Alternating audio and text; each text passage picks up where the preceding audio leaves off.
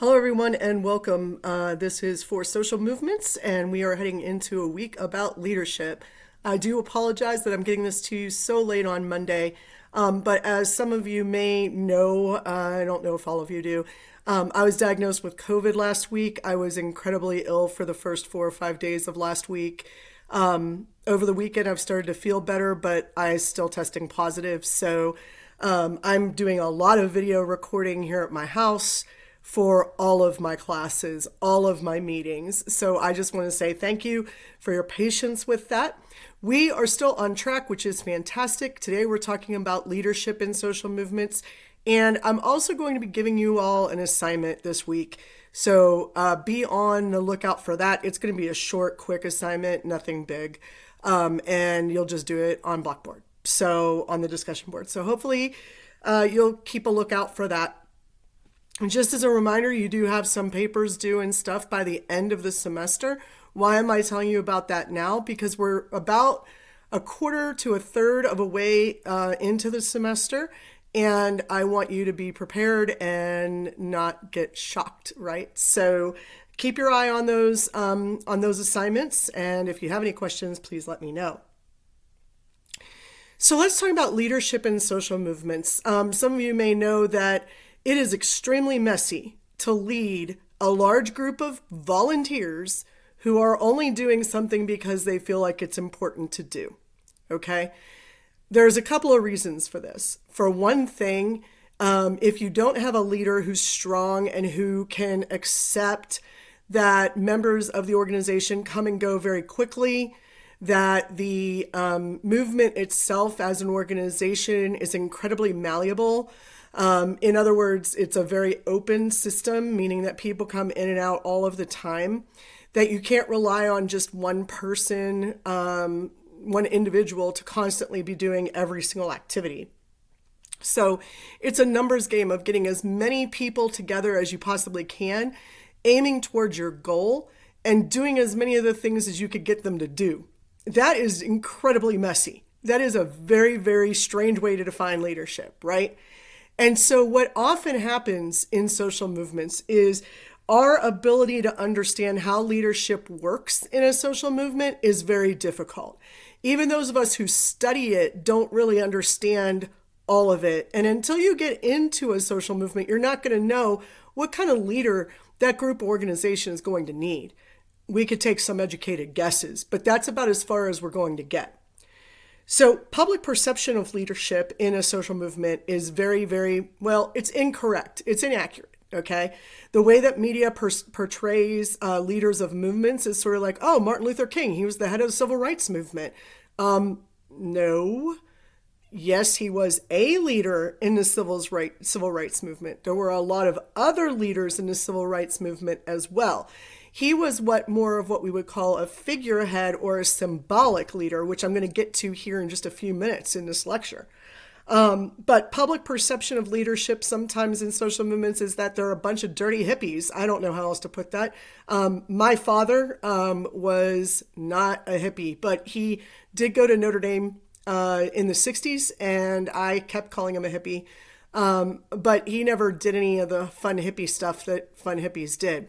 But he was very active in the civil rights movement. He was very active in what's known as paternal rights, rights for fathers in the instance of divorce, because it's still this way a little bit that courts tend to lean towards the mother, but it's not like it used to be. It used to be that if you were a father and you had children, you weren't getting custody of them, even if that meant that they went into foster care instead of being with you. It was just a very, very negative view of men in the child experience. So my father did help work with an organization that fought for paternal rights, for example, which I'm a big champion of as well. So we've got these perceptions of leaders that they must be like non-working individuals who are sort of out on the fringe somewhere. They're a little bit different in some way. They don't conform at all to anything. And you know what? I'm sure there are some examples of that. Che Guevara is one of them that's coming to my mind, although I don't know if we could call him a movement leader, probably not. But there are other organizations where they're like, it's not clear cut. We don't know who it is that is in charge all the time, maybe because more than one person is in charge. However, the media and public will pick sort of a token leader of a movement and say, oh, well, they must be the leader of the movement, right? And one of my favorite examples for that is if we look at PETA. Do we know who the CEO of PETA is? People for the Ethical Treatment of Animals. You might not know who that is. If I said his name, you probably wouldn't know who that is. But do you know that he also gets paid $1 million a year? No, I'm sorry. That's not PETA. That's ASPCA. I don't remember what that stands for. The ASPCA, the head of the ASPCA, which is another animal welfare organization that you've probably seen the commercials for it and them asking you for money. Their leader makes $1 million a year.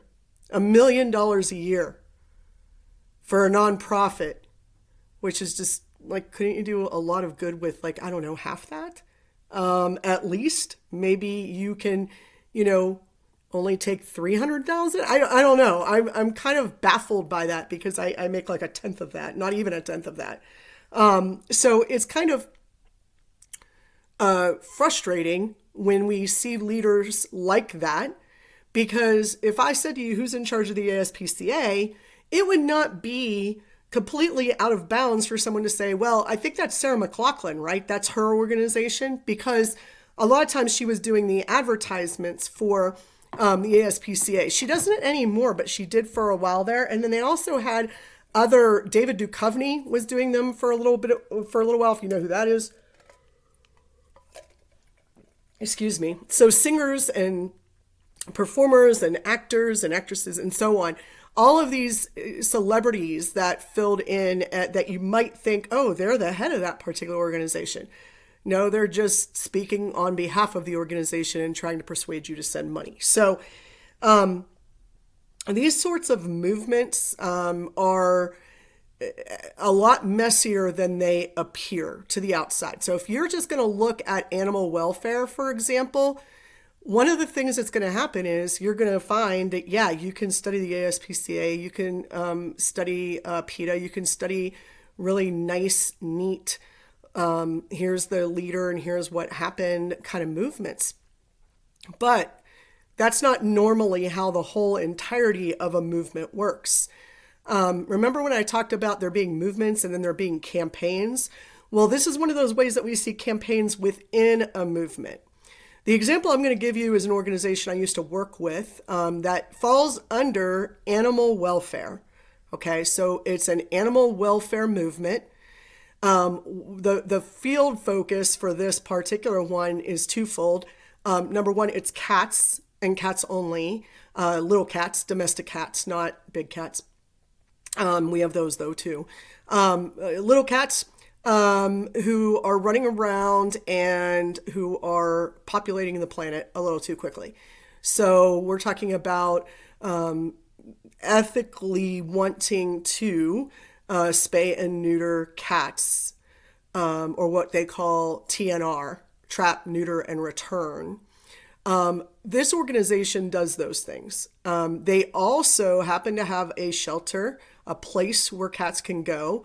It is limited in space, but they feed them, take care of them and everything else, and adopt them out, or try to. So that's one piece of a much larger movement. So if you were to, I don't know, look at one of my favorites is the Eden Animal Sanctuary, or Haven, excuse me. Apologize, I'm still sick. Eden Animal Sanctuary, which is way up north.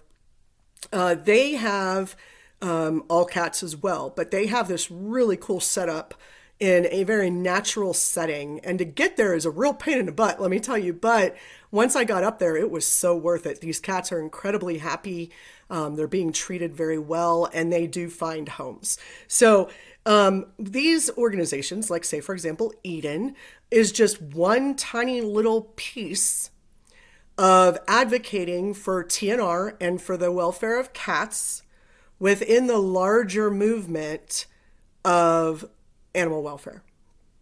Now, that is a very broad way to define a movement, but movements are large. Remember, they're incredibly large in scope, not just with the number of people, but the number of people that they have as volunteers, but the number of people who they affect, and also the amount of time that they affect. So, longitudinally, how much does that right? I don't think that's the right word. That's not the word I'm looking for.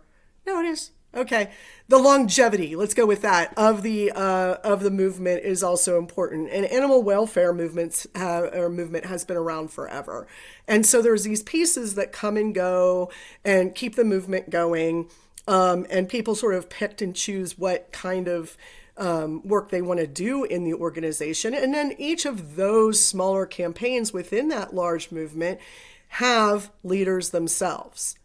So we could look at, I don't know, just in Springfield area alone, I want to say, okay, so Eden is in Brighton, which is actually in a different county, so I'm not going to count that. But there's at least 7 cat rescues I can think of in the immediate Springfield area. That's just cats. That doesn't include dogs or other animals, okay? That's just cats. And that's a lot of rescues. Each one of those has their own leadership, their own way of doing things within and under the umbrella of wanting to do what's best for cats. Okay. At least that's what they claim. I'm sure we can debate whether or not somebody is doing it the right way or the wrong way, but the movement of animal welfare does not choose a right way or a wrong way. As long as we're all moving towards the same end goal, that is what's important. All right. So how then, if that's the case, if the public has such a terrible perception and lack of knowledge about how leadership works in movements, that must indicate something else, which is that we, as scholars, know very little about it as well. We know more than most people because we spend time thinking about it, which is a strange way to spend your life sometimes, but it's what we're doing in this classroom. So let's think about this a little bit. How do we study leadership in movements? That's problematic. Okay.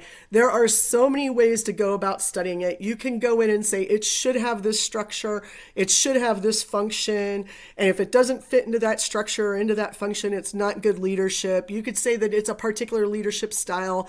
You could go in and say, I'm going to find out how they chose a leader and then determine it, but it's only going to be true or real for that particular movement. But what it does do when we come to understand individual movements, what we do start to learn is what are some of the patterns we see in the way that leadership works in social movements. And so everything that your book is talking about and everything I'm about to talk about is all based on these individual experiences that people have had in studying movements, large or smaller, and looking at how leadership develops and is maintained in that social movement over time.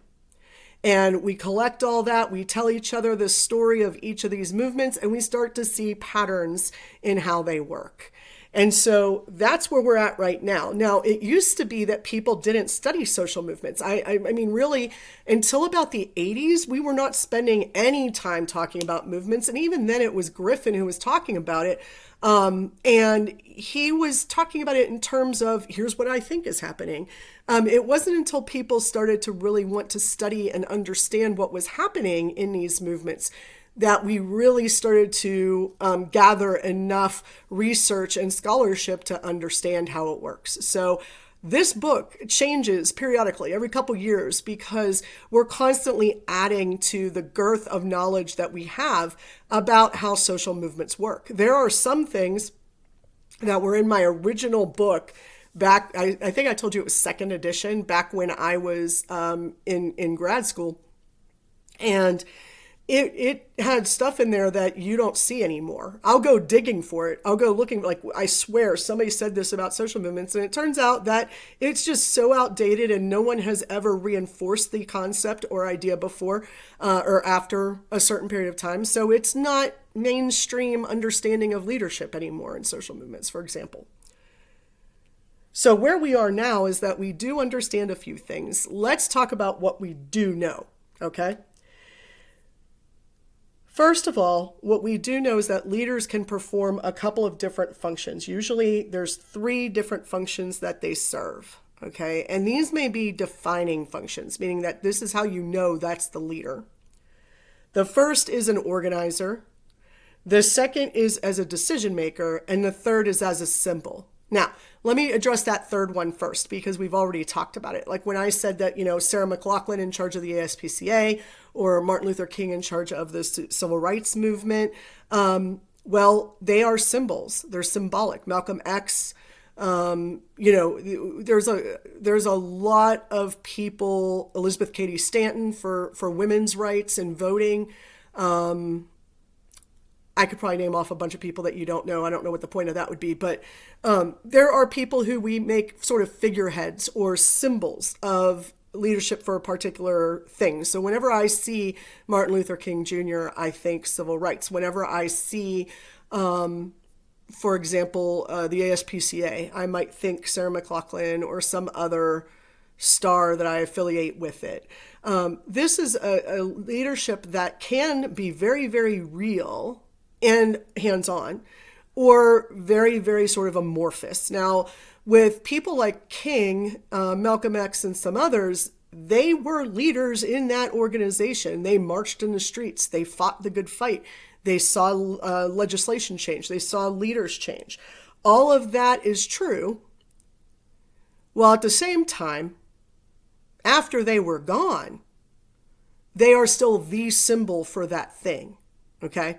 So they are still the symbol for these movements, even after they're gone. So symbolic leadership can last forever. It's immortality, really. So,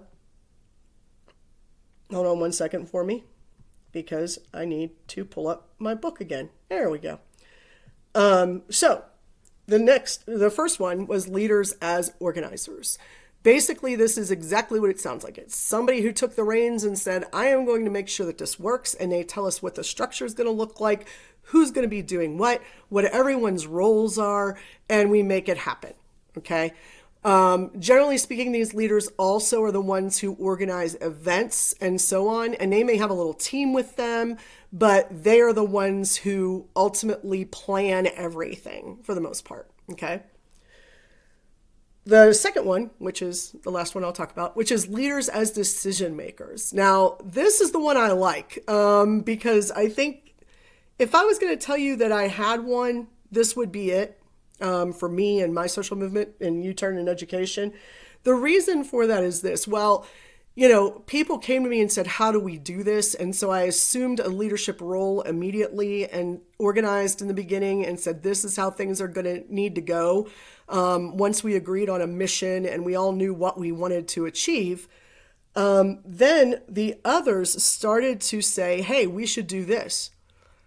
We should do this. I got, for the first probably 6 months of this movement, it was just like, we should do this, we should do this, we should do this, which translation was, you should do this, you should do that, you should have us doing these things. And so what I did was I said, okay, I'm going to approve that particular action or function or event. You make it happen, because a single leader can't do everything. But a single leader can have control over the marketing, right? Over the sort of messaging protocols of the organization to say, yes, that falls within our wheelhouse, or no, that does not fall within our mission. And you need those leaders, especially if you move into a nonprofit organization as such, because at that point they will expect you, and by they I mean the IRS, will expect you to justify those things.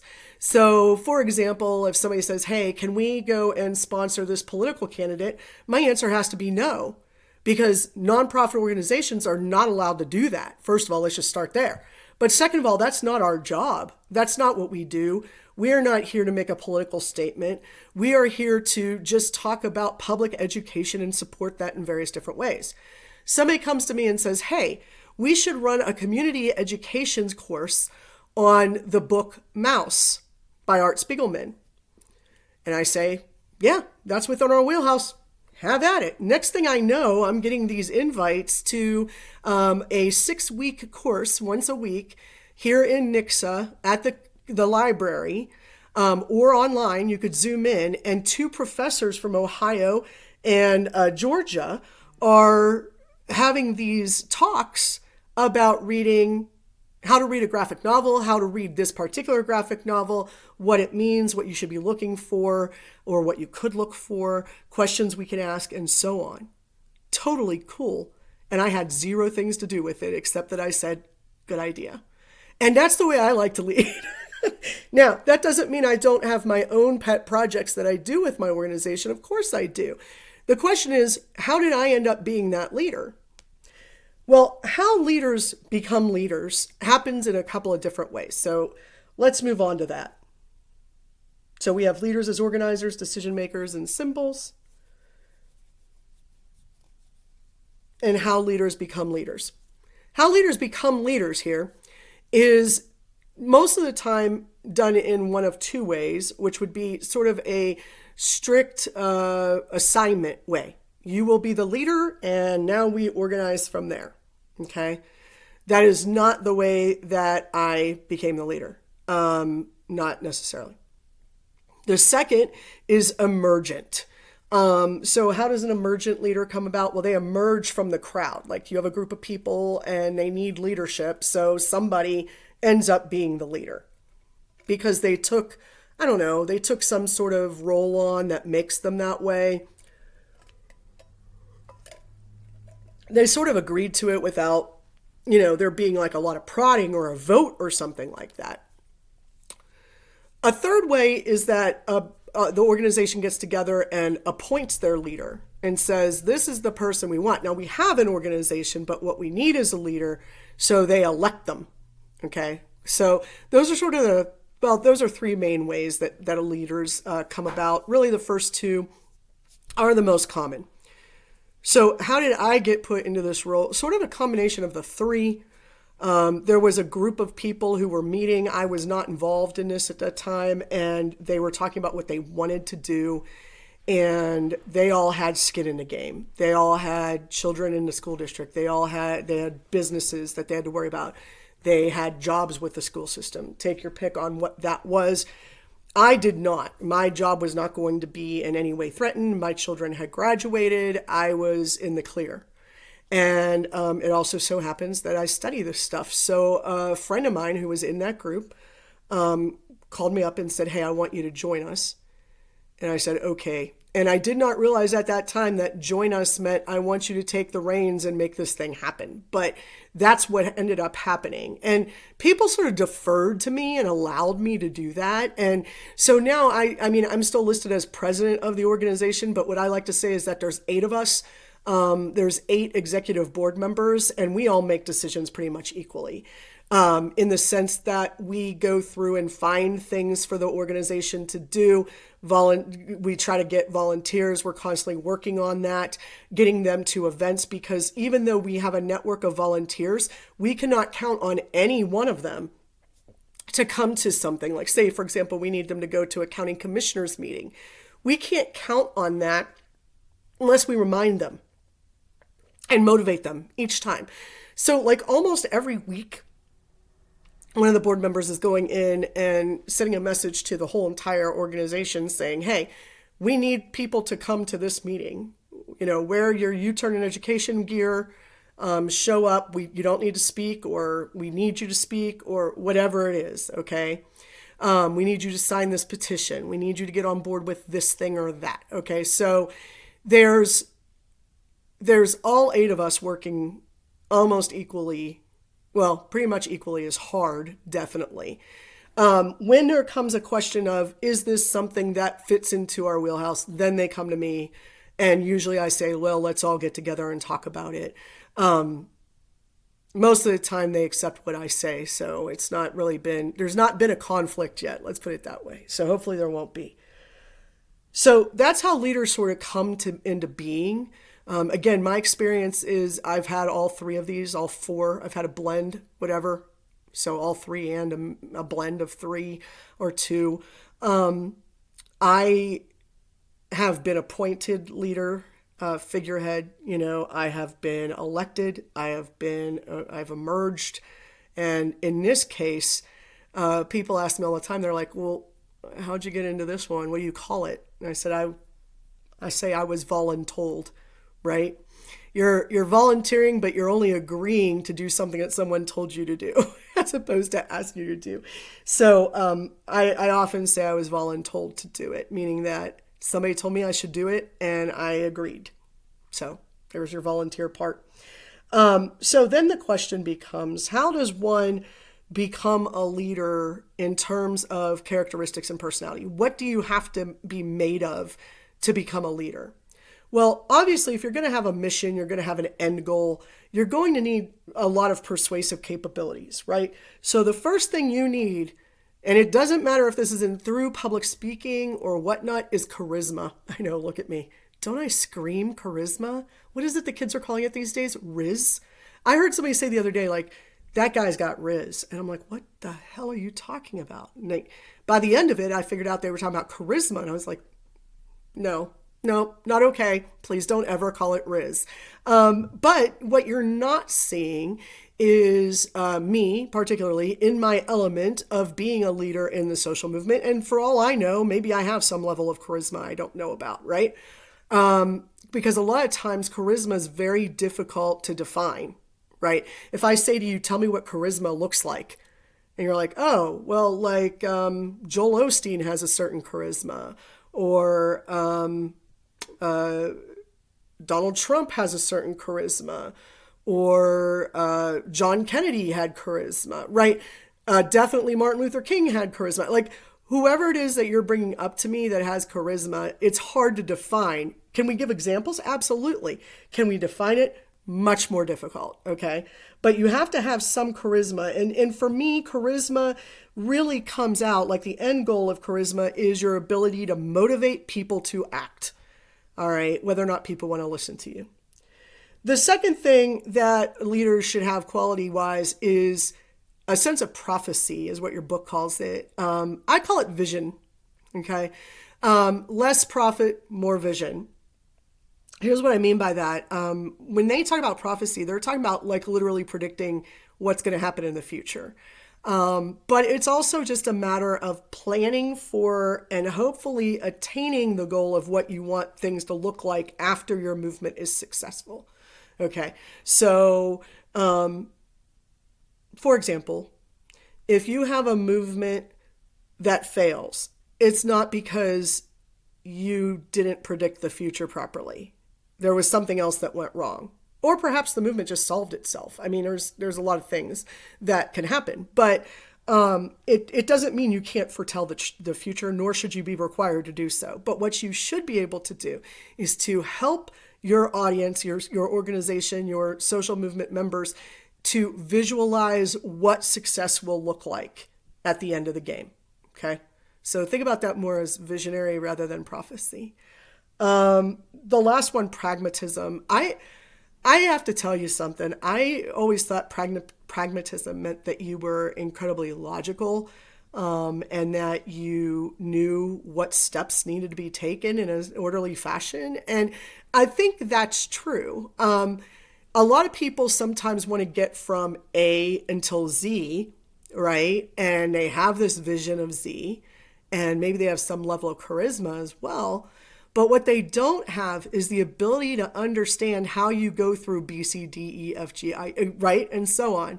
They don't understand the 24 other steps between A and Z. They only know what A looks like and what they want Z to look like. A pragmatist understands that you have to go step by step. Sometimes you have to slow down a process. Sometimes you have to speed up a process. Sometimes it's about timing. Okay. We were in a meeting with our family lawyer the one day, and he goes, here's the problem, Elizabeth. Okay. You are very pragmatic, and I know that about you, and that's great, but the law is not pragmatic.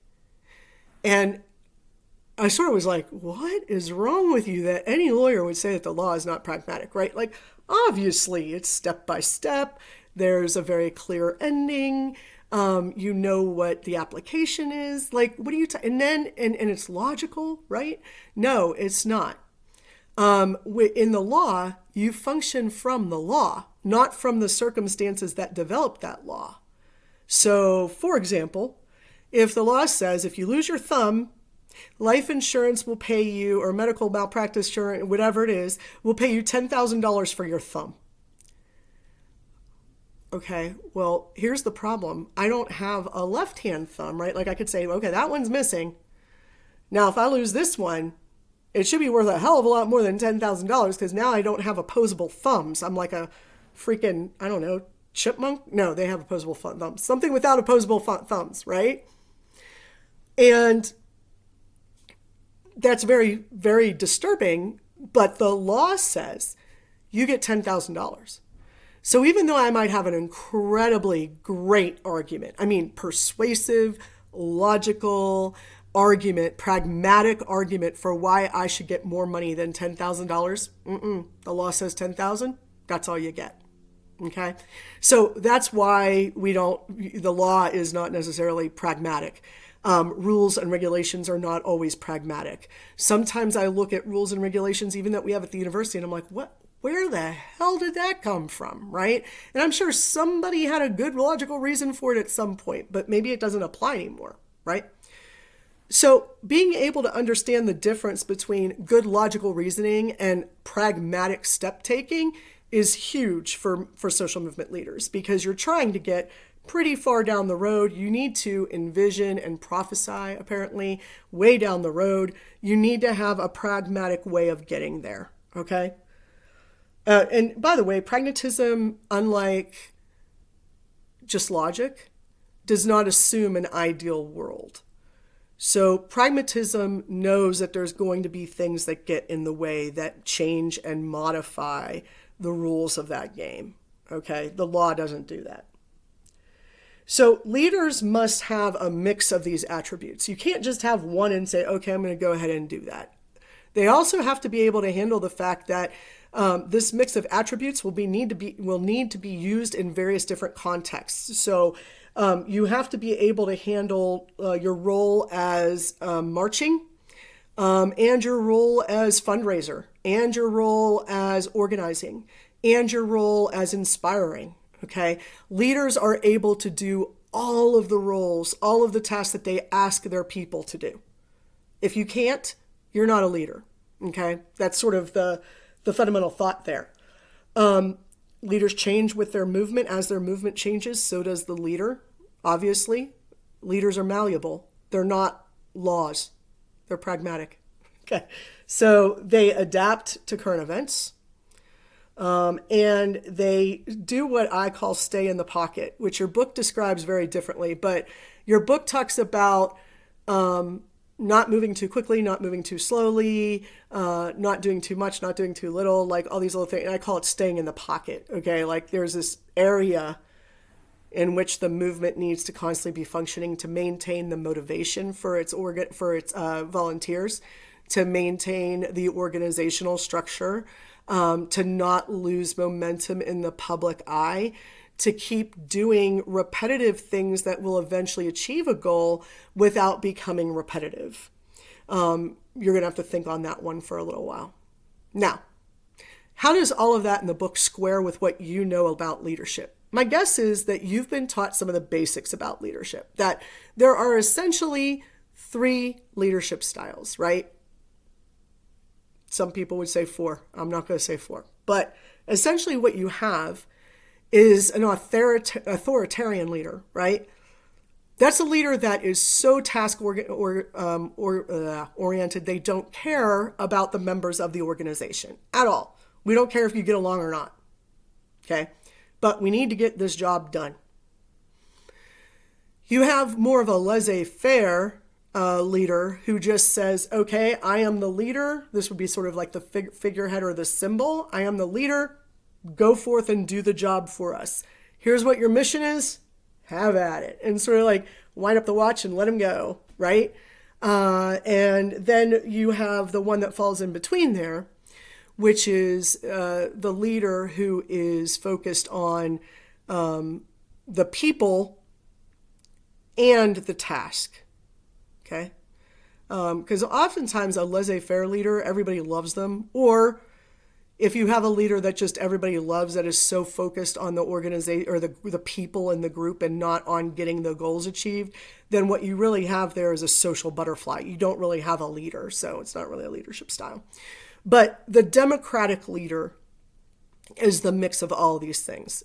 Power is divided amongst the people who are involved in the organization. They get a say. When a quick decision needs to be made, you have somebody there to do that. But that person will always go and try to find what's best for the people that are involved in the organization, what they're going to like. How do we keep you all happy and motivated while at the same time getting a job done? So a democratic leader looks at the task and at keeping the group together. So authoritarian leaders do not work well in social movements. And people think that's all there are, is a bunch of ideologues sitting around going, go do this for me, right? Like some sort of like Svengali, Charlie Mason kind of thing, right? That's not going to work. I'm sorry, did I say Charlie Mason? Wow, I really am sick. I'm sorry. Charlie Manson.